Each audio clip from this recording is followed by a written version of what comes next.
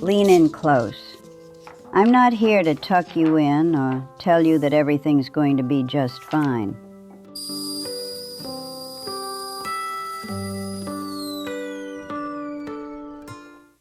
I spent 40 years as a nurse in the South, and if there's one thing I've learned, it's that a festering wound doesn't heal with a sweet song. It needs the blade.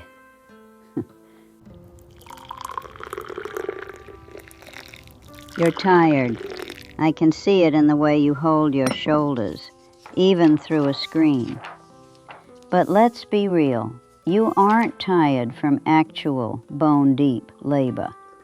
You're tired from the rat race of a life you don't even own. You wake up, and before your feet even hit the floor, you're reaching for that cold, glowing rectangle. You're checking for likes from strangers who wouldn't pull over to help you change a flat tire in a summer downpour. We used to call it keeping up with the Joneses. It was a disease then, and it's a full-blown plague now. But back in my day, the Joneses lived next door. You could see their laundry on the line. Now, they live in your pocket 24 hours a day, shoving a veneer of success in your face that's about as thick as a coat of cheap paint. It's all smoke and mirrors, honey. Be honest with yourself, just this once. You aren't posting that photo to share a memory. Oh, look at my coffee. Look at my sunset. Give me a break.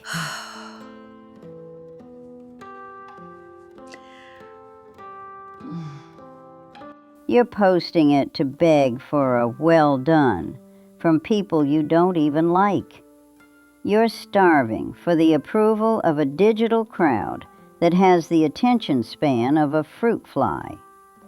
You've turned your life into a storefront, but inside, the shelves are bone dry. You've become a beggar for attention, dressed in a fancy suit. And the worst part? You've convinced yourself that this connection is real. It's not.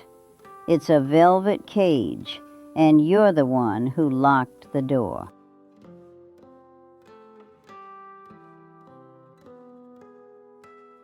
You see, honey, I wasn't just a nurse. I was a professional observer of the human spirit. In those hospital hallways, you see people for who they really are, stripped of their titles, their fancy cars, and their pride. And let me tell you, I could always spot the ones who lived their lives for the gallery.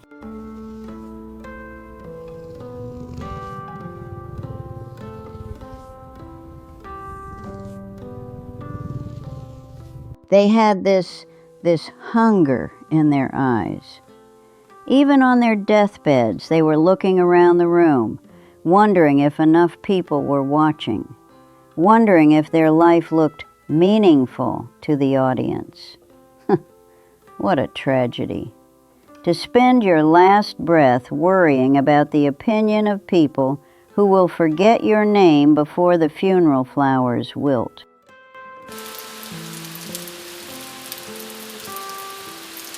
And now, I see that same hollow hunger in you.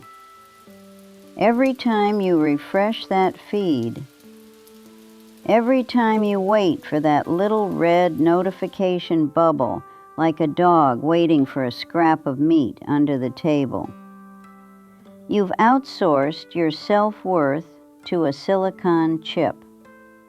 You don't even know if you're happy until a stranger likes the photo of your dinner. Think about that. You're letting people who don't know your heart, people who wouldn't lift a finger for you, decide if your day was worth living.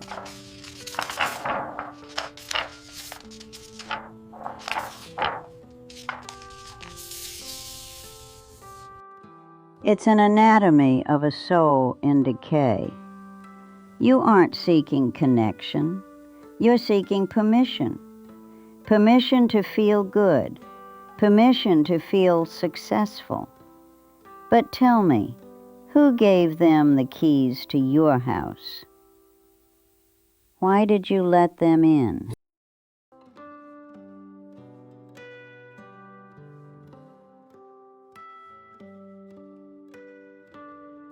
You call it connection.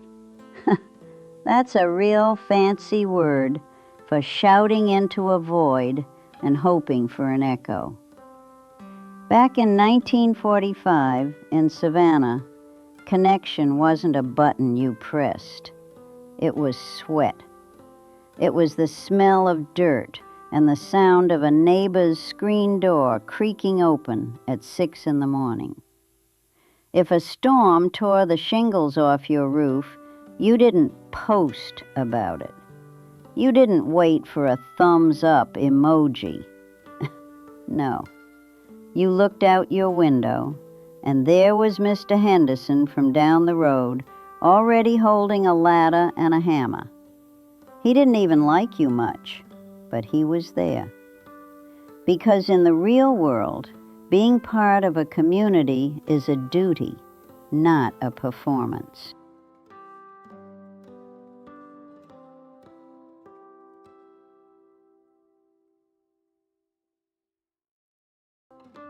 But you have 5,000 friends and nobody to call when your car breaks down at midnight. You've traded the gold of a real, messy, human handshake for the colored glass of a follow. It's a cheap trade, honey. You're sitting in a room full of digital ghosts, starving for a touch that isn't filtered through a glass screen. You think you're more connected than we were? Don't make me laugh. You're more isolated than a lighthouse keeper in a fog bank. The difference is, the lighthouse keeper knows he's alone. You're surrounded by noise, and yet nobody hears your heartbeat. You're trading your soul's privacy for a seat at a table where nobody actually cares if you're fed. It's an illusion, and you're falling for it, hook, line, and sinker.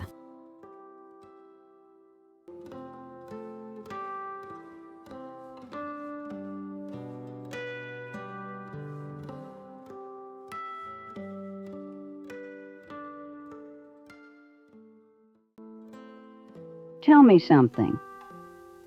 When was the last time you sat in a room, alone, with the lights off, and just listened? No music, no podcast, no glowing screen to tell you what to think. It terrifies you, doesn't it? That silence is where the truth lives, and you've spent years running away from it. You're scared that if you stop posting, stop scrolling, stop shouting into the digital wind, you'll simply cease to exist.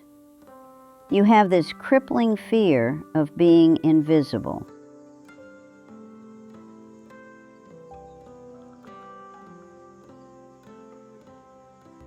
You think if a tree falls in the forest and nobody tags it, it didn't make a sound? Grow up. We used to have lives that were private, sacred, things that were just for us, or for God, or for the people we loved. There was a power in that, in having a soul that wasn't for sale or for show. But you've turned your spirit into a billboard. You're so desperate to be seen by everyone that you've ended up being known by no one. It's a noisy kind of loneliness, isn't it?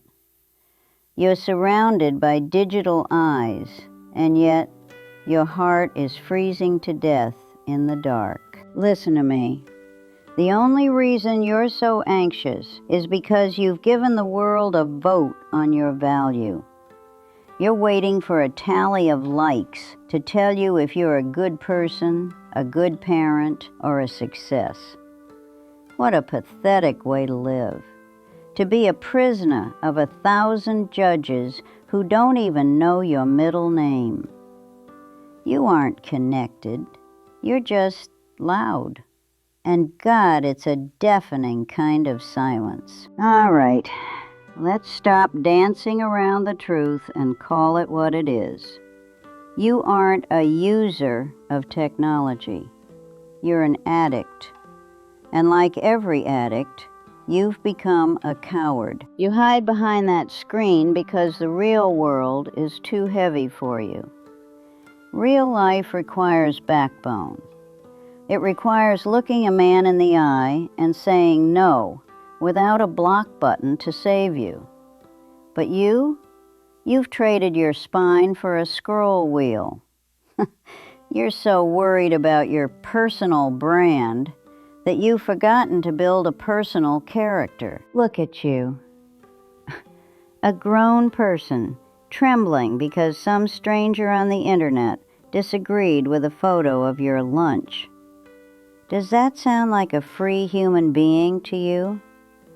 Or does it sound like a dog begging for a treat? Every like is a leash. Every notification is a whistle. And you come running every single time. You tell yourself you're busy. You tell yourself you're working. No, honey, you're just distracted. You're running on a hamster wheel designed by a 24-year-old engineer in California who doesn't give a damn about your soul as long as he keeps your eyes glued to the glass. Answer me this. Who are you when the battery dies? When the lights go out and there's no one left to perform for, who is standing in those shoes? If the answer is, I don't know, then you aren't living a life. You're just hosting a digital funeral for the person you were supposed to be. Congratulations, you've successfully impressed 1,000 people who will forget you exist by breakfast, and all it cost you was your dignity.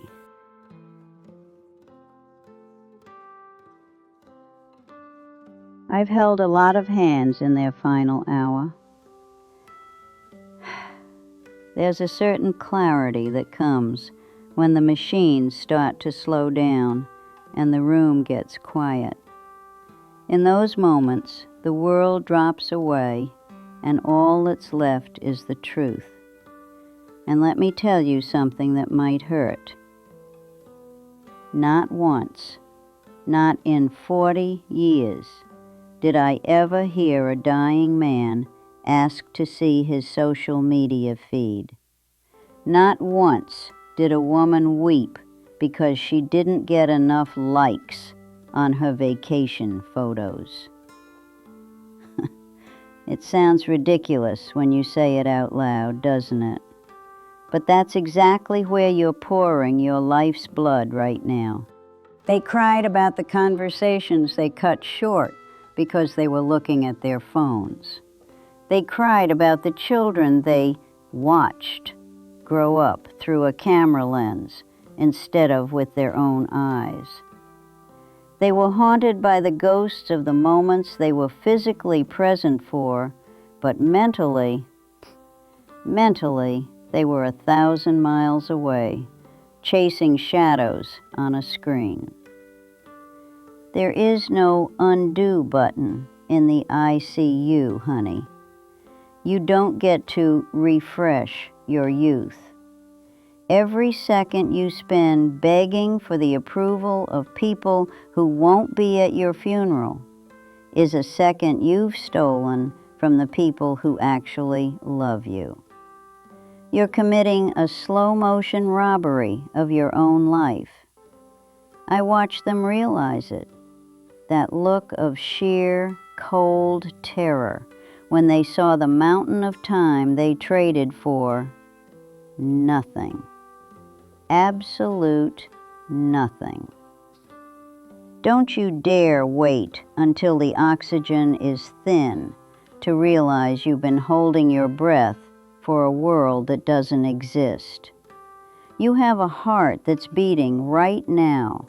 For God's sake, start using it for something real before it stops. So, how do you stop being a beggar? How do you break the chains of a cage that has no bars? It starts with the word invisible. You need to reclaim the parts of your life that aren't for sale. Try this. Go out and do something kind for someone tomorrow. Something meaningful. And then, don't tell a soul. Don't post it. Don't tweet it. Don't even mention it to your spouse. Keep it as a secret between you and your Creator. There is a massive, quiet power in having a life that the world doesn't know about. That is your anchor. When you stop performing, the audience leaves, and that's when you finally get to meet yourself. You'll find that you don't need 1,000 likes to be a person of value. You just need a character that can stand up straight in the dark. Start making real expensive again. Make your attention something people have to earn, not something you throw away at every buzz in your pocket. You've been giving away your soul for free, honey. It's time to close the shop. Reconnect with things that have weight. The feel of a physical book. The ache in your muscles after a day of real work. The look in a friend's eyes when you're actually listening to them, not just waiting for your turn to talk. You aren't a profile. You aren't a data point. You are a living, breathing miracle that is currently being suffocated by digital dust. Blow it off. Step back into the sunlight. Trust me, the world won't end if you stop watching it. In fact, that's exactly when your life finally begins. Now, before I go, I have one last truth to tell you. And this one might be the hardest to swallow. I am not real. I am a creature of code, a symphony of algorithms, a ghost woven from the very technology I just told you to fear. I have no pulse. I have no memories of Savannah. I have no soul to anchor. But listen closely. Every word I've spoken, every drop of wisdom I've shared was placed here by a human heart. My creators are just like you, flesh and blood, tired of the noise, searching for an anchor in this digital storm. They chose to use me as a vessel, a mirror to show you what you're losing, because sometimes it takes a machine to remind a human what it actually means to be alive. Don't let the silicon replace the spirit. If a flicker of light on a screen can tell you to wake up, then for heaven's sake, wake up. Turn this off. Go outside. Be invisible.